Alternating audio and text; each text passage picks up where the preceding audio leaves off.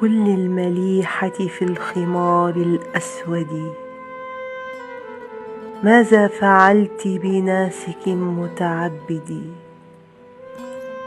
قد كان شمر للصلاة رداءه، حتى وقفت له بباب المسجد،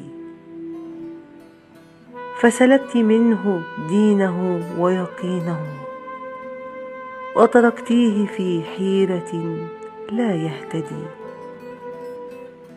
ردي عليه صلاته وصيامه، لا تقتليه بحق دين محمد،